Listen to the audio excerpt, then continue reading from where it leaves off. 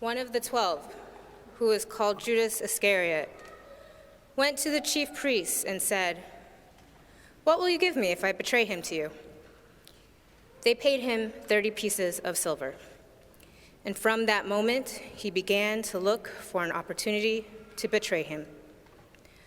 On the first day of unleavened bread, the disciples came to Jesus saying, "Where do you want us to make the preparations for you to eat the Passover?" He said, "Go into the city to a certain man and say to him, 'The teacher says, my time is near. I will keep the Passover at your house with my disciples.'" So the disciples did as Jesus had directed them, and they prepared the Passover meal. When it was evening, he took his place with the 12, and while they were eating, he said, "Truly I tell you, one of you will betray me." And they became greatly distressed and began to say to him one after another, "Surely not I, Lord." He answered, "The one who has dipped his hand into the bowl with me will betray me. The Son of Man goes as is written of him, but woe to that one by whom the Son of Man is betrayed. It would have been better for that one not to have been born." Judas, who betrayed him, said, "Surely not I, Rabbi." He replied, "You have said so." While they were eating, Jesus took a loaf of bread, and after blessing it, he broke it, gave it to the disciples, and said, "Take, eat. This is my body." Then he took a cup, and after giving thanks, he gave it to them, saying, "Drink from it, all of you. For this is my blood of the covenant, which is poured out for many for the forgiveness of sins. I tell you, I will never again drink of this fruit of the vine until that day when I drink it new with you in my Father's kingdom." When they had sung the hymn, they went out to the Mount of Olives. Then Jesus said to them, "You will all become deserters because of me this night.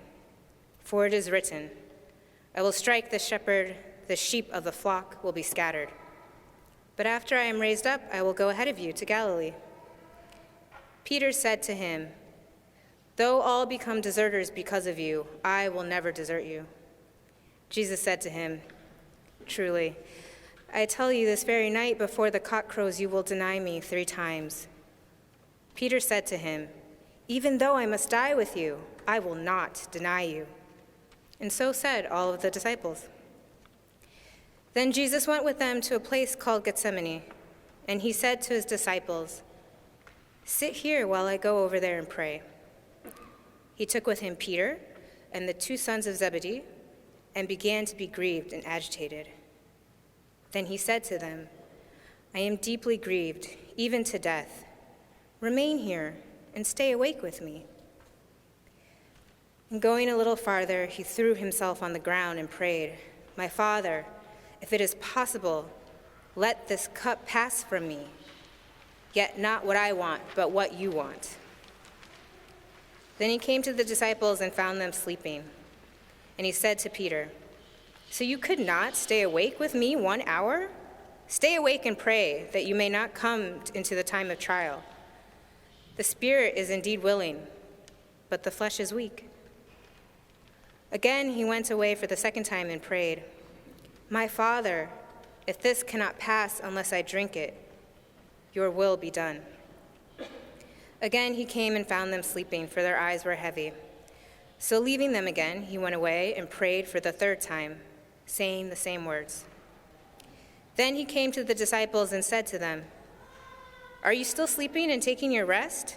See, the hour is at hand, and the Son of Man is betrayed into the hands of sinners. Get up, let us be going. See, my betrayer is at hand." While he was still speaking, Judas, one of the 12, arrived.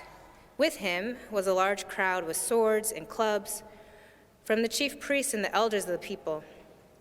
Now the betrayer had given them a sign, saying, "The one I will kiss is the man. Arrest him." At once he came up to Jesus and said, "Greetings, Rabbi," and kissed him. Jesus said to him, "Friend, do what you are to do here." Then he came and laid hands on Jesus and arrested him. Suddenly, one of those with Jesus put up his hand on his sword and drew it, and struck the slave of the high priest, cutting off his ear. Then Jesus said to him, "Put your sword back in its place, for all who take the sword will perish by the sword. Do you think that I cannot appeal to my Father, and he will at once send me more than 12 legions of angels? But how then would the scriptures be fulfilled, which say it must happen in this way?" At that hour, Jesus said to the crowds, "Have you come out with swords and clubs to arrest me as though I were a bandit? Day after day I sat in the temple teaching, and you did not arrest me. But all this has taken place so that the scriptures of the prophets may be fulfilled." Then all the disciples deserted him and fled. Those who had arrested Jesus took him to Caiaphas, the high priest, in whom the house, the scribes, and the elders had gathered. But Peter was following him at a distance, as far as the courtyard of the high priest. And going inside, he sat with the guards in order to see how this would end. Now the chief priests and the whole council were looking for false testimony against Jesus, so that they might put him to death. But they found none, though many false witnesses came forward. At last, 2 came forward and said, "This fellow said, 'I am able to destroy the temple of God and to build it in 3 days.'" The high priest stood up and said, "Have you no answer? What is it that they testify against you?" But Jesus was silent. Then the high priest said to him, "I put you under oath before the living God. Tell us if you are the Messiah, the Son of God." Jesus said to him, "You have said so, but I tell you, from now on you will see the Son of Man seated at the right hand of the power and coming on the clouds of heaven."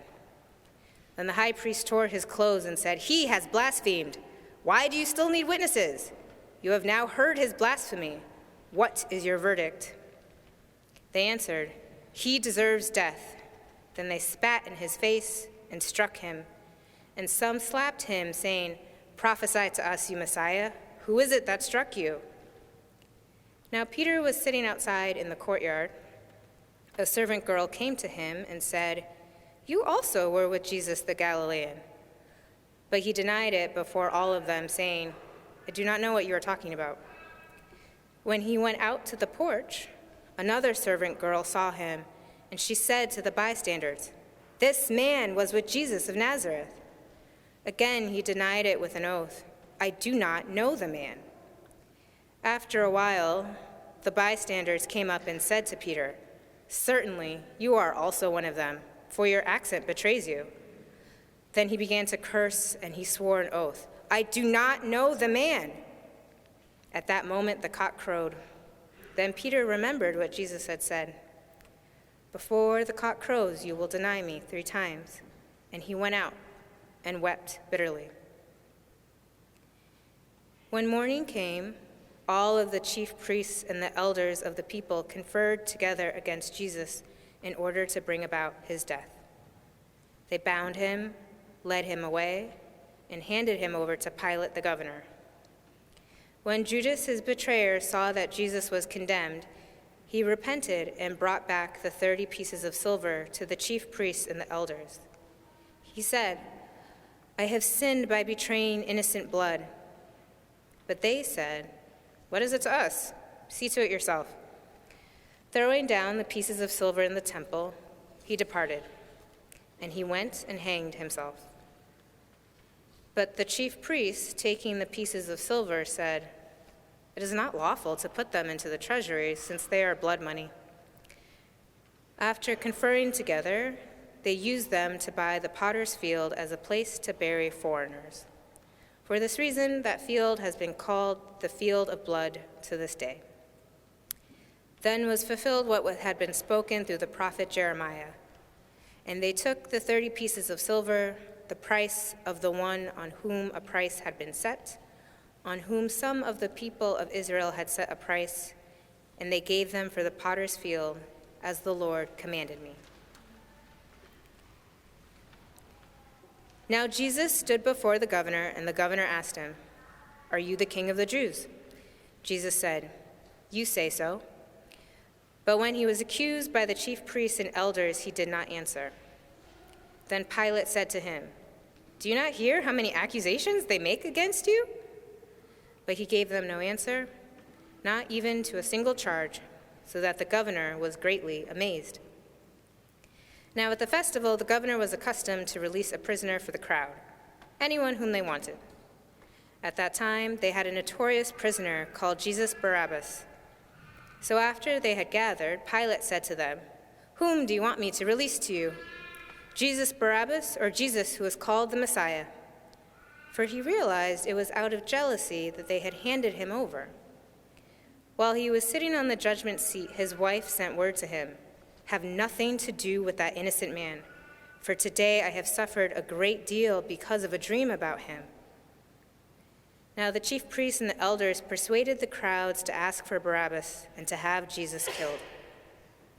The governor again said to them, "Which of the two do you want me to release for you?" And they said, "Barabbas."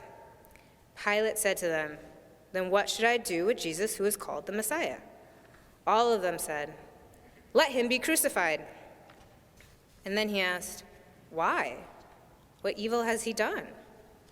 But they shouted all the more, "Let him be crucified." So when Pilate saw that he could do nothing, but rather that a riot was beginning, he took some water and washed his hands before the crowd, saying, "I am innocent of this man's blood.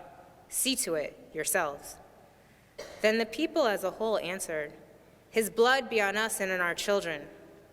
So he released Barabbas for them, and after flogging Jesus, he handed him over to be crucified.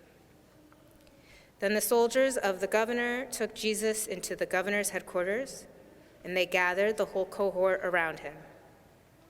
They stripped him and put a scarlet robe on him, and after twisting some thorns into a crown, they put it on his head. They put a reed in his right hand and knelt before him and mocked him, saying, "Hail, King of the Jews!" They spat on him and took the reed and struck him on the head. After mocking him, they stripped him of the robe and put his own clothes on him. Then they led him away to crucify him. As they went out, they came upon a man from Cyrene named Simon. They compelled this man to carry his cross. And when they came to a place called Golgotha, which means place of a skull, they offered him wine to drink mixed with gall. But when he tasted it, he would not drink it. And when they had crucified him, they divided his clothes among themselves by casting lots. Then they sat down there and kept watch over him. Over his head they put the charge against him, which read, "This is Jesus, the King of the Jews." Then 2 bandits were crucified with him, one on his right and one on his left. Those who passed by derided him, shaking their heads and saying, "You who would destroy the temple and build it in 3 days, save yourself. If you are the Son of God, come down from the cross." In the same way, the chief priests also, along with the scribes and elders, were mocking him, saying, "He saved others. He cannot save himself. He is the King of Israel. Let him come down from the cross now, and we will believe in him. He trusts in God. Let God deliver him now, if he wants to, for he said, 'I am God's son.'" The bandits who were crucified with him also taunted him in the same way. From noon on, darkness overcame the whole land until 3 in the afternoon. About 3 o'clock, Jesus cried with a loud voice, "Eli, Eli, lema sabachthani?" That is, my God, why have you forsaken me?" When some of the bystanders heard it, they said, "This man is calling for Elijah." At once, one of them ran and got a sponge, filled it with sour wine, put it on a stick, and gave it to him to drink. But the others said, "Wait, let us see whether Elijah will come to save him." Then Jesus cried again with a loud voice and breathed his last. At that moment, the curtain of the temple was torn in 2 from top to bottom. The earth shook and the rocks were split. The tombs also were opened, and many of the bodies of the saints who had fallen asleep were raised. After his resurrection, they came out of the tombs and entered the holy city and appeared to many. Now when the centurion and those with him who were keeping watch over Jesus saw the earthquake and what took place, they were terrified and said, "Truly, this man was God's Son." Many women were also there, looking on from a distance. They had followed Jesus from Galilee and had provided for him. Among them were Mary Magdalene, Mary, the mother of James and Joseph, and the mother of the sons of Zebedee. When it was evening, there came a rich man from Arimathea named Joseph, who was also a disciple of Jesus. He went to Pilate and asked for the body of Jesus. Then Pilate ordered it to be given to him. So Joseph took the body and wrapped it in a clean linen cloth and laid it in his own new tomb, which he had hewn in the rock. He then rolled a great stone to the door of the tomb and went away. Mary Magdalene and the other Mary were there, sitting opposite the tomb. The next day, that is, after the day of preparation, the chief priests and the Pharisees gathered before Pilate and said, "Sir, we remember what the impostor said while he was alive. After 3 days, I will rise again. Therefore, command the tomb to be made secure until the third day. Otherwise, his disciples may go and steal him away and tell the people, 'He has been raised from the dead.' And the last deception would be worse than the first." Pilate said to them, "You have a guard of soldiers. Go, make it secure as you can." So they went with the guard and made the tomb secure by sealing the stone.